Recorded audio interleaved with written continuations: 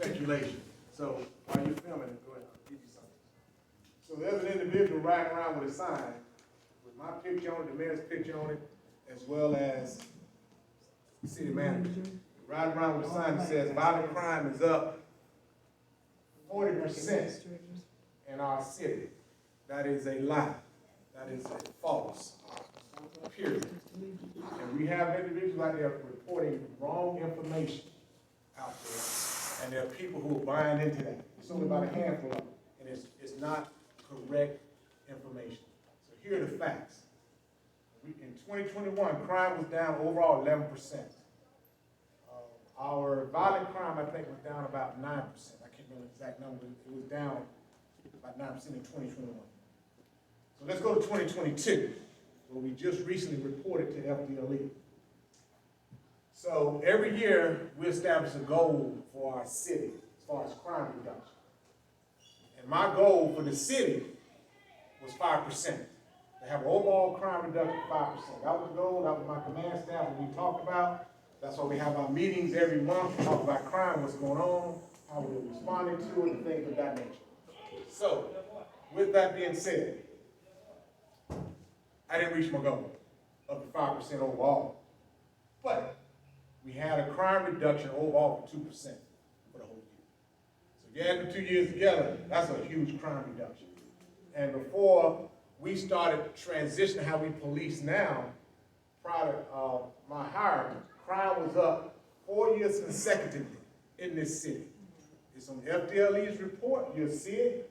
The city of Cocoa, for 4 years consecutively, crime was up. You didn't see nobody riding around with a sign. Okay? We have other communities around here that had murders in their city. Nobody's riding around with a sign. We had 0 murders. What about that sign?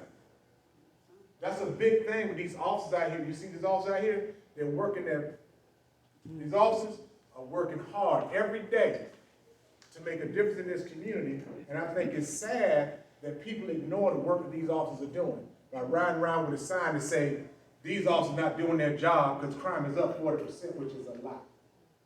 That is a lie. These officers are working too hard to make it happen. And that's what's happening today. These officers are still working hard, making a difference in our community.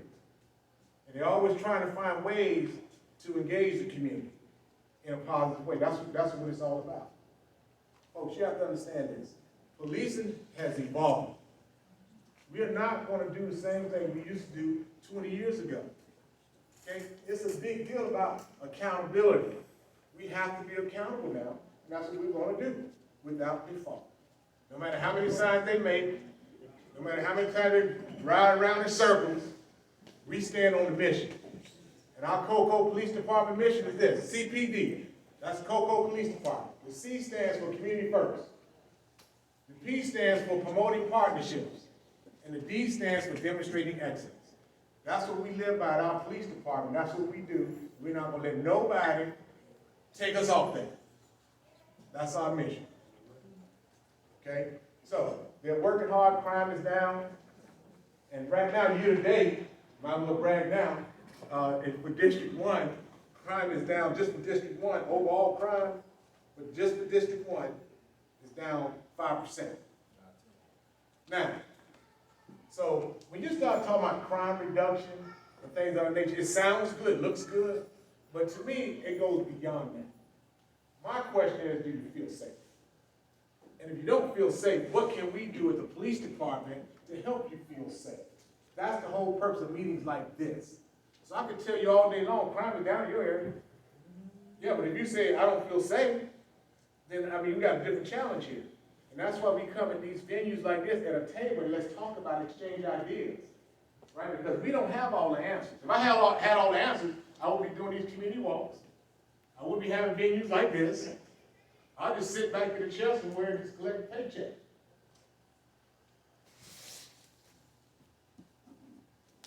So the Chief's Watch is designed to bring the community together, to get their input, and let you tell us what we can do to help make your area safe. But we don't have all the answers. We don't. But we look forward to working with you. We're going to continue do that, we're gonna continue to drive crime down, and we're gonna do this together. Because I can tell you, we cannot arrest our way out of the situation. We can't do it. I mean, if you think about those people that lived in these communities for a long time, I can look back as a young officer in my previous job, where I started as a rookie, and I go in this area and all the bad stuff that was going on, and then 20 years later, some of the similar things are going on. Can y'all relate to some of that right now? I can. Right. So, I mean, so this is nothing new in no community. No. It's happened. But I've also seen some of those same communities turn around. And how they turned around was because not only just the policing, but it was the community involvement, community engagement, and some CEPTED stuff, which I'm not going to give you CEPTED. That's crime prevention through environmental design. That was also part of it. I know I just lost your CEPTED, yeah, I lost your mind. CEPTED. I'll tell you what that is. I'm going to tell you exactly what that is. I'll give you an example. So CEPTED is this. So you look at an area and you say, well, the question you ask, well, why are they committing crimes at this corner all the time? And we as police professions that are certified in CEPTED, that's crime prevention through environmental design, we go and we look at the environmental factors that's contributing to that. And it could be, there's this big oak tree where these individuals hide their drugs, hide from the police, hide to wait till somebody walk by to go commit a crime towards them. There's no lighting whatsoever that makes it criminal attractive, right? So with the CEPTED concept, we're going to look at all that. We cut the trees down. Plant another one. Why not just raise it? Okay, we cut the tree down. We found ways to get lighting in those areas. And then we educate the community, then you start seeing a change, see a transformation, and then by default, crime will start going down those areas. But these officers not only in the street corner, right? But the more information you give us, the better we can do our job. That's the purpose of these meetings. Yes. My question was gonna be, in your ideal picture in your mind, how often would you expect these community, the district groups to come together with the police? Are you thinking on a monthly basis, on a quarterly basis? What do you see as the? So I look at it two factors. I like to meet every month. And I'll tell you why, because one reason meeting every month is it keeps people interested. When you meet them every quarter, you may lose it. The whole idea for these meetings, and everybody tell you when I do my walks, 1 hour. You want to come walk me, I'm going to hold you for an hour. Just give me an hour. We have these meetings here, we're not going to try to brush through them too quickly, but give me an hour. I think we get through the crime data, any business that you as an organization need to talk about. I think we can get through all that, get through your guest speaker and things of that nature within an hour, hour and 15 minutes. So we can tour around with the idea of how often we should have these meetings. But I think for starters, we should do them monthly and then kind of decide what those look like. Okay? So, yeah, I'm getting to your question. And then don't forget, so in here, just make sure you sign in. There's a sign-in sheet going around. If you're a reporter, don't sign in. Yeah, I'm not going to. Okay. She's got the pen. I don't know if everybody has a pen. No, I do not. Yeah, so I wasn't passing. Yeah, so what you want to do is, these are any crime concerns that you have in your area. So you're not here? All right, fill these out. You can remain anonymous. Okay, make sure we get those, because the goal is when we have the next meeting, we can give follow-up to you about your concerns, what we did, what was done. So try to be as specific as possible. Make sure you fill these out. Like I said, you can remain anonymous. If you want us to reach back out to you at some point in time, just let us know that on the sheet so that we'll be able to do that. I'll get you. And then on the sign-in sheets also, if you're a business owner, just let us know that. And then if you want to volunteer to be a chair and a co-chair, let us know that too. then we'll do some type of follow-up. I see you come around during the day, have you been coming around during the night, because it's very dark around here by Washington, and you have to start hanging out on the side of Jody Smith, and it's very dark back there, where I live at, there's no light, I mean, I don't know what happened, it used to be, I have to pay. It used to be bright, I don't know what happened, it got dark even on my side of the house, once Mr. Brothers turned on his light, it gets so dark on my side, I can't even see back there in my backyard. You send the light is bad over there, you Yeah. know, please. All over, even by Washington, the whole Diamond Square back here, that end. And Well, they're right now, traffic too, so. It's a little dangerous back there, we get a lot of traffic back there, we shouldn't be getting traffic because it's a dead end, and it says dead end, so. They're It's dark, taking out those notes, so. it's very dark back there, and it's very dark when you're coming in from right here, coming in all the way, it's dark, coming down and into the property where I live at, in Satsuma.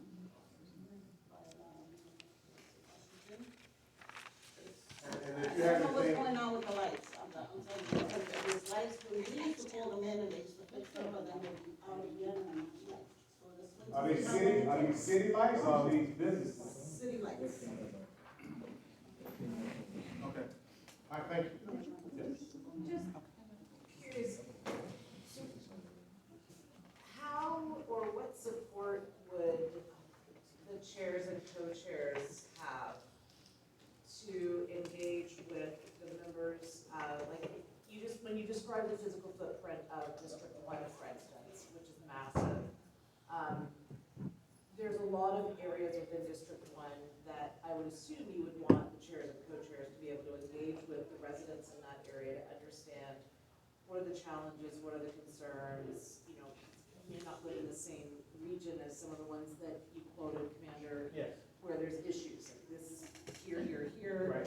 But if you're living over here, you may not know about it, see it, feel it, touch it, what have you. How does a chair and co-chair in a large district like this connect with those different areas within the district to make sure that all of the concerns in the district are being addressed, excuse me. So you'll be meeting with the police officer? Don't say you, just You'll be meeting with a police officer so that we can break everything down, so we can understand the challenges and we'll come up with a game plan. So we'll have officers helping involved, engaged and things like that, so you'll have that resource. And are there city resources available as well? Like, if part of it is you look at an area, for instance, instead of cutting down the oak tree, as Councilwoman said, you raise the canopy on it and plant a garden around it. So I just gave y'all the extreme version. I mean, listen, it's gonna be I'm up just to saying, y'all. a lot of times we realize Yeah, but no, but we'll look at all those things. I just gave you the extreme version. Perfect. Yeah, we can look at creative ways to see who plays that role. Because when I start talking about lighting and cutting the tree back, it could be a business-owned property. And a lot of times it's challenging to navigate that. And I can't make you as a business owner put lighting up. And all you do is you put a light up right down the side of your business, and cover the whole street, and our crime goes away. I can't have to do that. Yes, Yvonne? Your turn. Yes, sir. Oh, my turn now? Yeah. Oh, I thought you had forgot about me.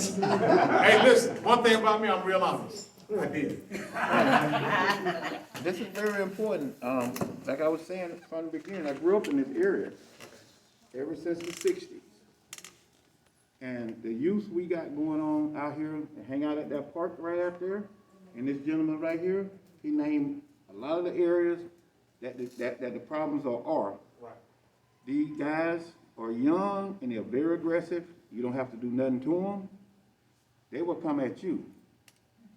And I had a few of them to come at me the other day, which I'm minding my business, not saying nothing to them. And I'm trying to, talk to the young man and say, hey man, are you okay? Are you on some type of drug? I mean, what is your issue? And he was just saying like, I just want to bother with you. And I'm like, why?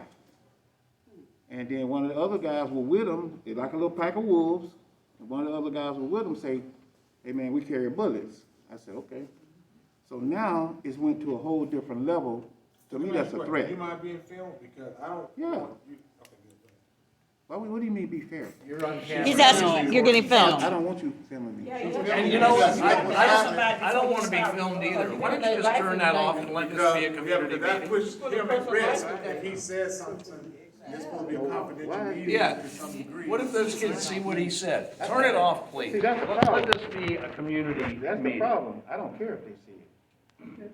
He said he doesn't care, you don't care. I don't want you filming me. Oh, What okay. I'm saying, I don't care if the kids see me. If they did see it, well. Because I will protect my